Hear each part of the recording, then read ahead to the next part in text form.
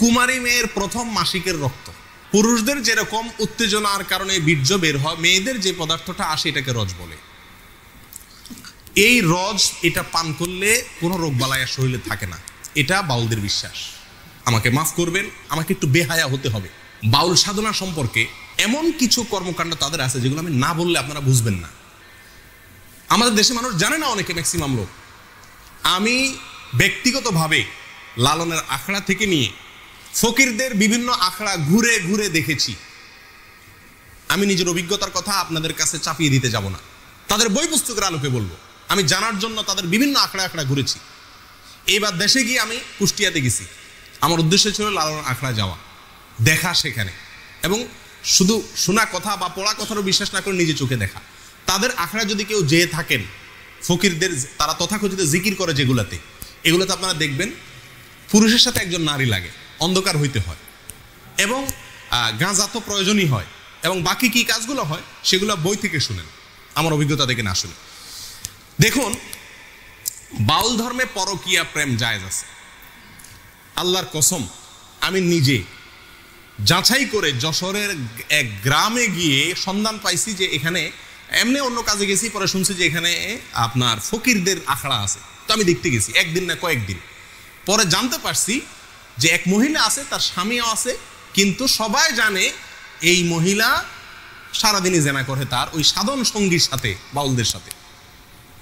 এবং কোন কোন মহিলার তো সংসার শেষ, আবার অনেক পুরুষও করে যারা বাউল।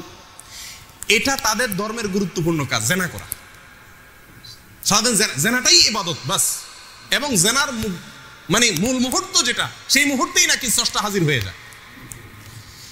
প্রিয়দিনী ভাইরা, বাউলরা মনে করে, আপনারা হয়তো অনেকে প্রথম শুনছেন, শুনে রাখেন, বাউলদের দৃষ্টিতে মানুষের শরীরের বিভিন্ন রোগ বালাই ভালো হওয়ার জন্য একটা বিরাট বড় ওষুধ হলো মেয়েদের রজ পান করা।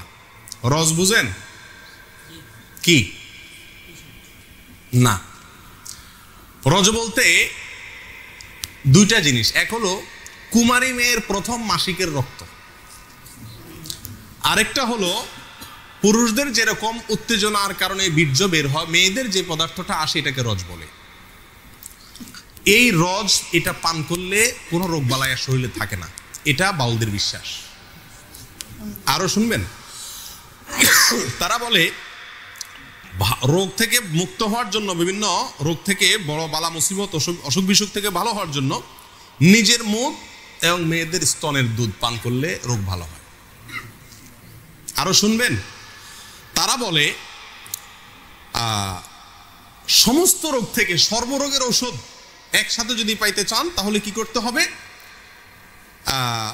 মল, মূত্র, রজ এবং বীর্য, মল, মূত্র, রজ এবং বীর্য, এগুলো সবগুলা মিক্স করে একটা ঔষধ বানায় তারা, নাম হলো প্রেম ভাজা।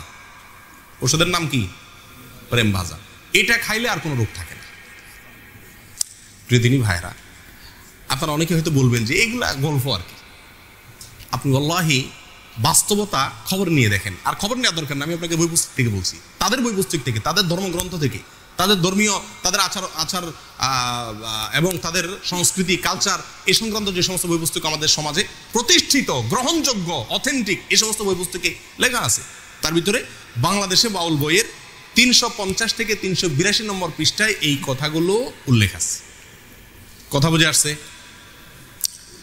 ভাই?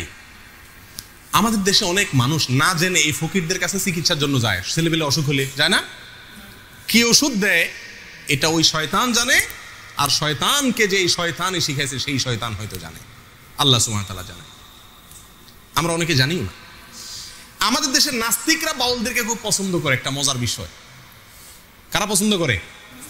নাস্তিকরা কোনো ধর্মকে পছন্দ করে না, কিন্তু বাউলদেরকে খুব পছন্দ করে। ডক্টর আহমদ শরীফ নাস্তিকদের গুরু, বাউলদের নিয়ে বই লিখছেন এবং বিরাট বিশ্লেষণ করেছেন, তাদের ঐতিহ্য তুলে ধরেছেন। শুধু তাই নয়, বাংলাদেশের যারা নাস্তিক, সেকুলার, এরা সবসময় বাউলদেরকে প্রমোট করে।